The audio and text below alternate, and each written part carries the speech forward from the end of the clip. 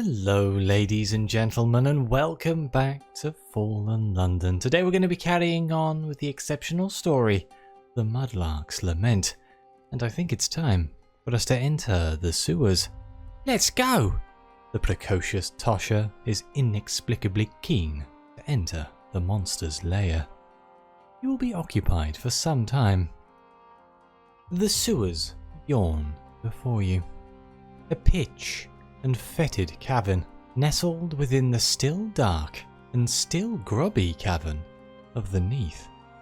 It seems unlikely, if you are to face the beast that lives here, that you will emerge from these tunnels unmuddied. How highly do you value your cleanliness? You will travel cautiously, place your feet carefully, keep your coat tails out of the flow of waste. You need not lower yourself to the filth of your surroundings. Concern for personal hygiene makes checks in the sewers more difficult and failures more punishing for your odour, but perhaps your dignity is more important. Or we can get stuck in. When in Rome, as they say, the quickest and most effective route through the sewers, regrettably and by necessity, involves sewage. Yeah, we're going to travel cautiously because I value my dignity quite highly. Let's tiptoe into the sewers. The Precocious Tosher appears utterly immune to the repellent qualities of the sewer water.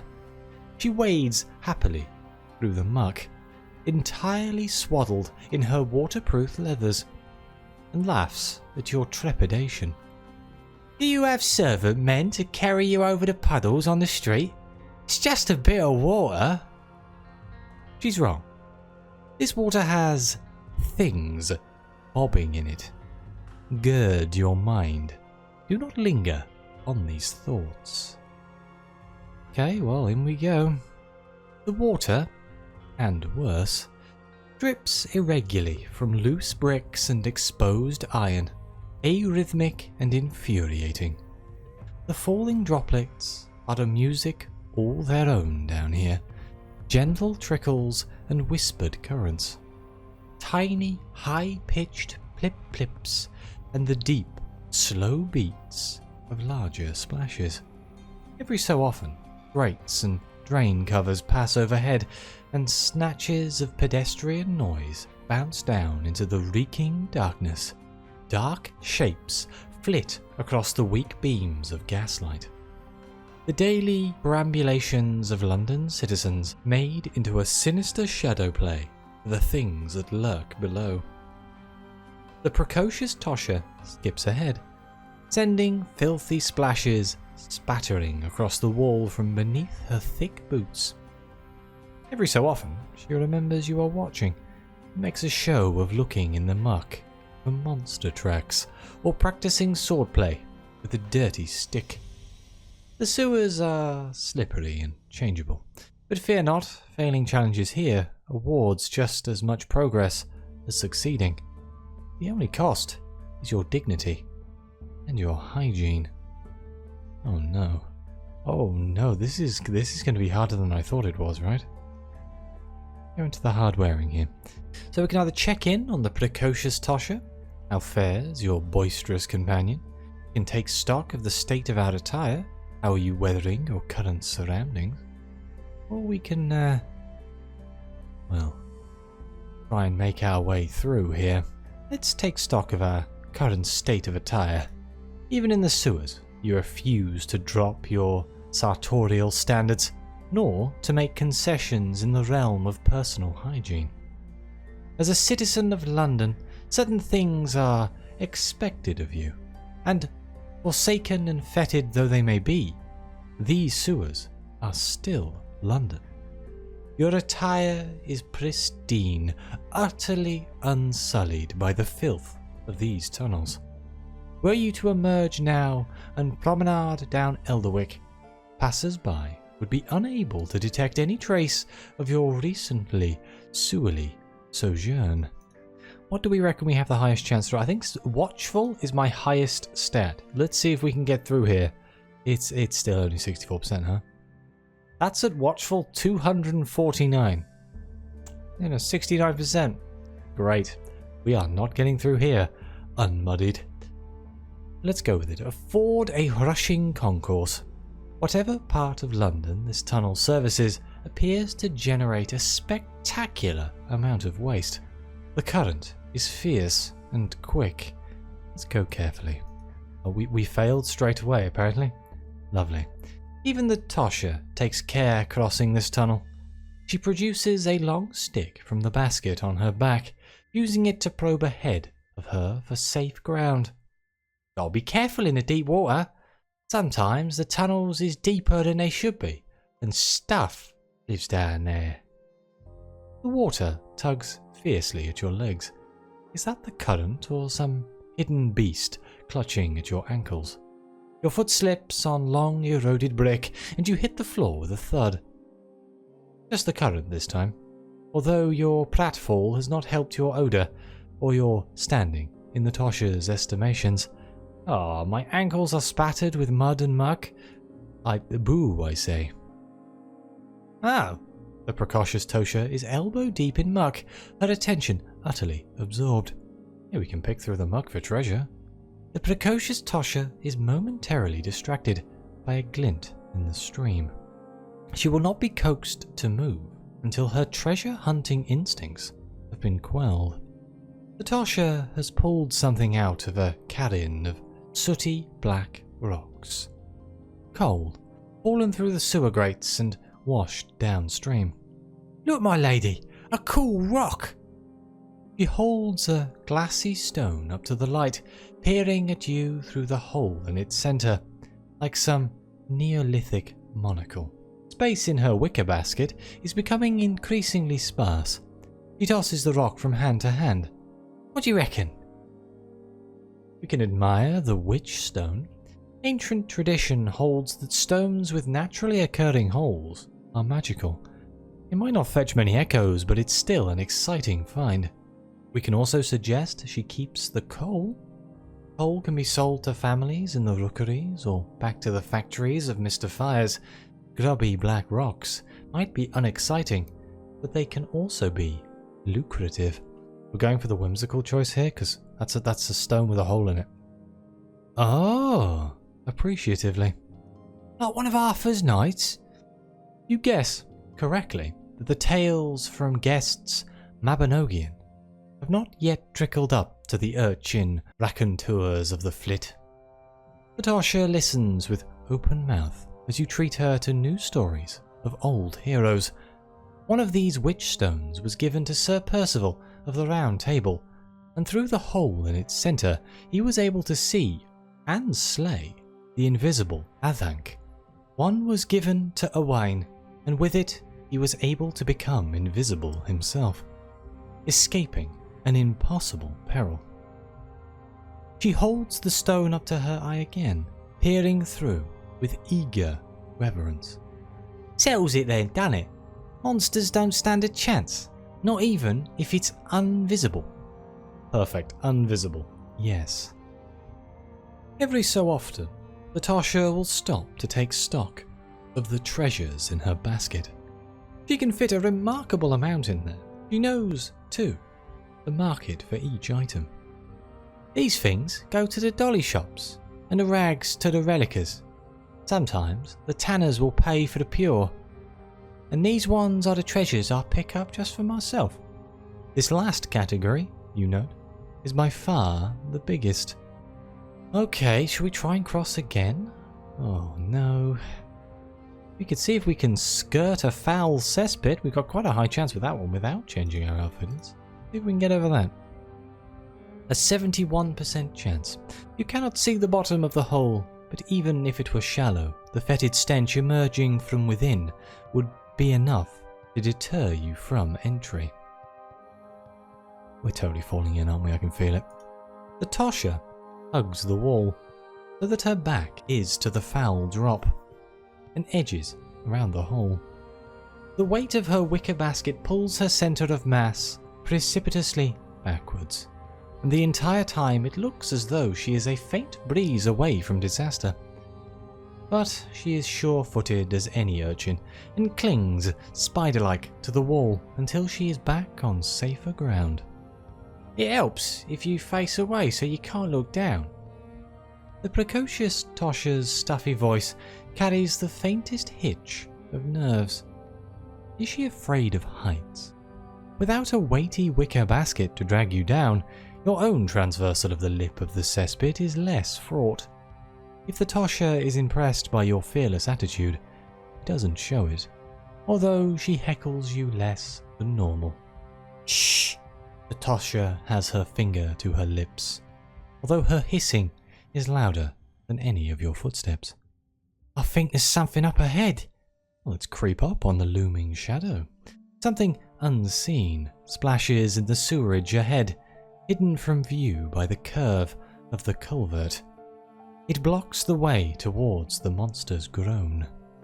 A light flickers beyond the curve of the culvert, greenish and unsteady. The sickly glow casts a wavering shadow upon the wall of the tunnel.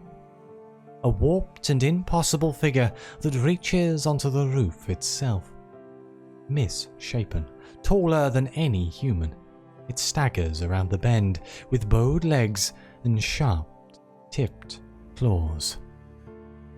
The Precocious Tosher hefts a half-brick in her hand. She is squared up to face whatever might be coming, but her eyes are wide and wild. We can ready ourselves to fight off the shade, put your best fist forward. These sewers are full of terrors, and you have a child to protect. Or we can shout a friendly hello. Many things cast a terrifying shadow. It wouldn't do to rain violence down upon a fellow well-meaning sewer walker. Hello? The monstrous shadow affects a jarringly unmonster-like start at your call, and lumbers around the corner towards you. The Tosher is just as surprised, nearly dropping her half-brick at your echoed hello. Stop it! She hisses. What if it's an horrid thing and it wants to eat us? The shadow gets smaller and smaller as whatever is casting it approaches the bend in the tunnel. Man-sized, then smaller than a man, then smaller than the Tosher herself. Finally, a little Latus Faber rounds the corner, lit from behind by an equally tiny lantern. The Tosher laughs, a high, relieved sound that bounces off the walls. You ain't a monster at all. Once she has been reassured of the Tosher's good nature, the little rat offers helpful directions on how you might get deeper into the sewer. Okay, what are our other options here? We can skirt the pit again, but that's a bit boring, isn't it? Should we see if we can pry open the corroded gate? We don't have much of a chance of doing this, but it's one we haven't done. 71%, I'm going to spend a hard-earned lesson, so if we fail, we get another go. A lattice of rusted iron blocks your onward passage. The Tosher might slip through the gaps in the bars, but you will need to make room. Heave-ho. We failed. Let's try again. Hey, we succeeded. The Tosher allows you to go first, clearly enthusiastic at the prospect of watching you try to fit through the gap. But when you close your hands around the rusted metal and heave, bars bending and buckling beneath your grip, you cannot hide a surprise. Cool, she coos as she joins you on the other side of the bars. Her wicker basket and its assembled treasures only just fit through the gap. Maybe I'll save you a bit of the monster to batter. The tunnels split and branch, an impossible labyrinth of filth and neglect.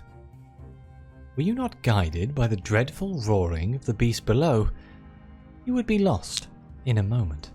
Well, let's listen for the monster. The dripping tunnels split in two, then split again. Which furrows lead towards your quarry? Closer, within the sewers, the roaring contains strange harmonics. The echoes make it difficult to tell where it is coming from. The deep and keening call bounces from brick and sluice gate until it is in chorus with itself. Still, the roaring causes an awful feeling, like cold water dripping down your spine. But it is strangely melodic for a monster. The Precocious Tosher chivies you along, standing in the mouth of the tunnel from which the monster's call seems loudest. Red brick vaulted ceilings 15 feet high. Tunnels that require you to stoop, your head scraping algae-coated stone. Old bridges and contorted switchbacks, tributaries and diversions. The underground is a body, a circulatory system of effluvia and disgust. Veins transporting waste through unseen places and overlooked depths. You feel microscopic, an interloper organism, waiting to be attacked by the body you're invading. The Tosher plays hopscotch on the patchwork tiles of brick and concrete. She sings to herself as she jumps. 7, 8, fleed of 8, 9, 10, I can a 10, 11, 12, dig the delve. She looks back down the tunnel at you. I can go all the way to 40. This apparently is a source of great pride. Bet I know more songs than the stupid monster. Oh boy. Okay, so here's a few more options. We can clear rubble from the rockfall that will use our ruthless quality, which is quite low. Upsettingly, part of the tunnel here has collapsed, and a scree of foul bricks blocks your onward passage. Bet I can move more than you, says the Tosher. We can descend a rusted ladder.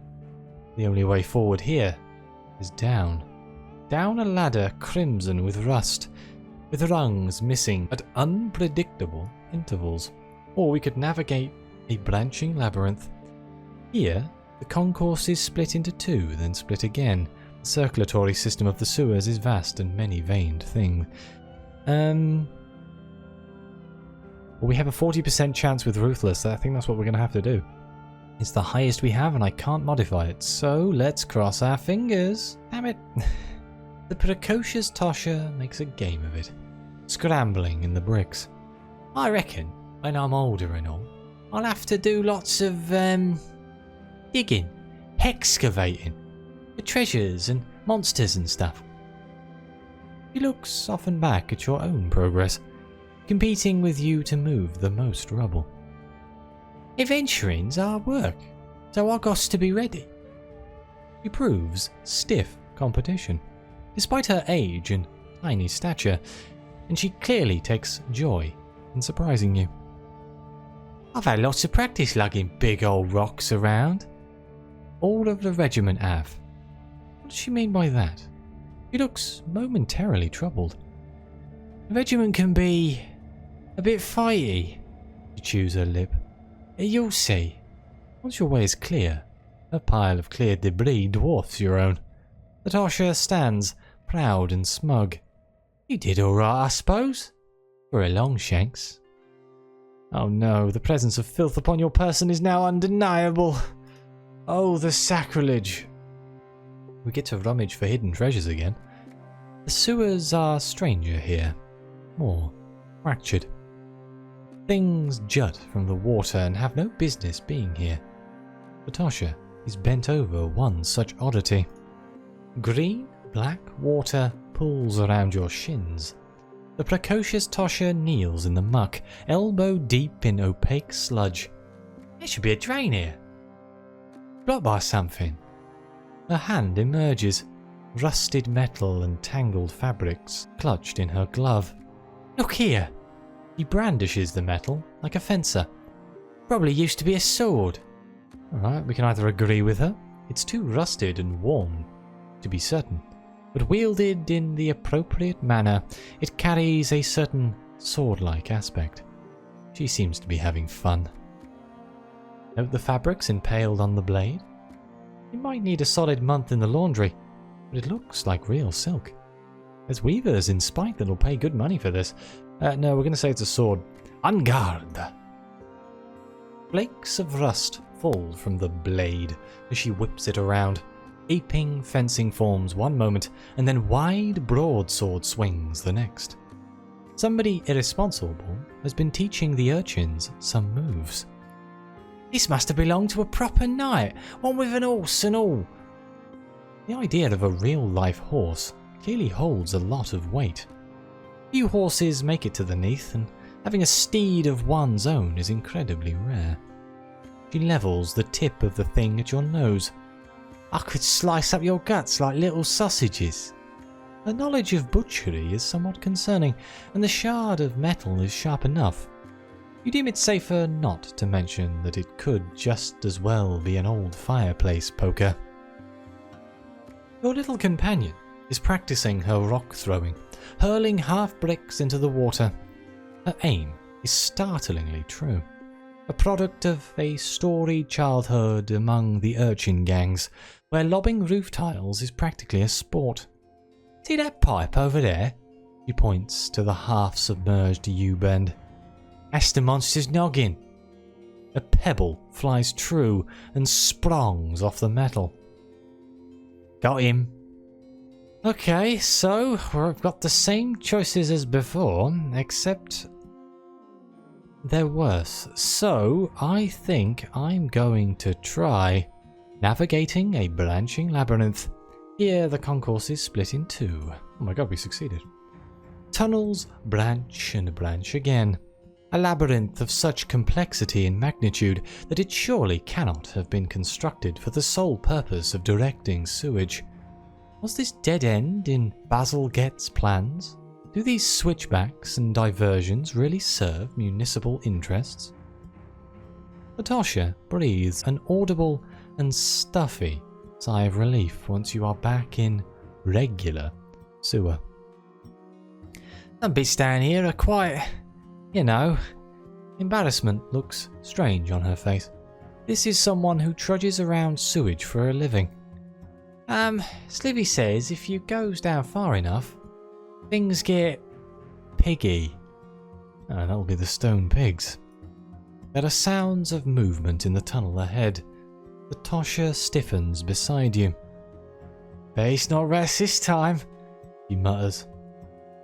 Approach something wet and rubbery. It snuffles in the reeking black, a tentacled face rootling in the mire. Your quarry's keening echoes from the tunnel beyond it. A rubbery hound? The thing looks as though somebody crossed an octopus, a hyena, and a sad old man. It has teeth, but not in the places teeth should be found. It has tentacles, grasping sucker rings on the underside, drooping from its mouth parts. It is hairless and slick with slime, all wrinkled and gaunt. The tunnel echoes with growls as you approach its scavenging place. What's that then? A dragon? The Precocious Tosher edges behind you, a pointed stick clutched tight in her gloved hand. We can take him, my lady. He sounds less than certain. We came across a rubbery hound in that racing episode a long time ago. Let's pet the creature. The poor thing looks half-starved, for affection as well as for food. It is only the kind thing to do. I don't want to set a fierce example. I don't want to frighten it away. Let's pet the creature. The beast stiffens at your approach. The only movement, the faintest tentacular wiggle. The Tosher looks at you quizzically, stick still in hand. Don't! What if you get eaten? For the briefest moment, as you offer out your palm to the creature, it seems a strong possibility. Then, it snuffles, wrapping a tentacle around your wrist, and guides you to scratch it on its forehead. Its eyes roll back in lazy pleasure, and it emits a sound like the brakes on a high-speed train. This noise, it appears, indicates happiness. The Precocious Tosher is delighted, dropping her stick to the ground and scratching the beast beneath its chin, until it flops over to one side and exposes its underbelly to the sewer roof. Its paws are covered in little suckers that detach themselves from the concatenation of soft plops. Good dragon, he coos. It still looks nothing like a dragon. Can we keep it? The brewing argument is forestalled by the beast itself, which squeezes bonelessly into a pipe once it has had its fill of affection. Oh, bye-bye. Okay, we have a 30%... we may as well try and descend the rusted ladder. We have a 30% chance on everything, so let's clamber down the ladder. We're gonna fall. Oh my god, we didn't fall. Rungs that the Tosher can swing past like a lemur give alarmingly under your weight. You must descend slowly, testing and retesting each rung with foot and palm until you are sure they can be trusted. The Tosher splashes around on the solid ground below you, hopping from foot to foot with impatience. Could have found 6 more treasures in the time you took. You note, however, that she makes no move to leave you behind. Right, we have to track the groaning song again. Deeper in the sewers, the strange harmonics of the tunnels do not warp the noise quite so much. The monster's call is almost harmonious now. Still, it is loud and appalling, but the unnatural multivalence has ebbed with proximity. It pulls you deeper, like marionettes moved by a monstrous hand. There might be words in the call. If only you got a little closer, you might be able to make them out. It might almost be a song. The Precocious Tosher's face is a mix of warring fear and desire. We're almost there, she says. I can hear that we're nearly there. I'll show it. Just you watch. Doesn't matter how pretty it sounds. I'll bash it with a rock. There is a faraway tone in her voice. The Precocious Tosher looks around with care. She seems less sure of herself down here. I ain't been in this bit of tunnels before, she explains. Regiment makes fun of me, but I reckon it's 'cause they're scared. It ain't like the flit here. If you go up, eventually you hit the roof. But down, I think down might go forever. But I think that I'm going to end the episode here. I don't know how much more of this tunneling under the sewers is going to be, but maybe there's enough for one more episode. So thank you all very much for watching. Please like, subscribe, let me know what you think. Your comments are greatly appreciated. If you want to help keep the channel alive, keep things going, please consider donating on Ko-fi or becoming a YouTube member. Thank you again to the people who are already members. It means the world to me. And as always, I'll see you next time.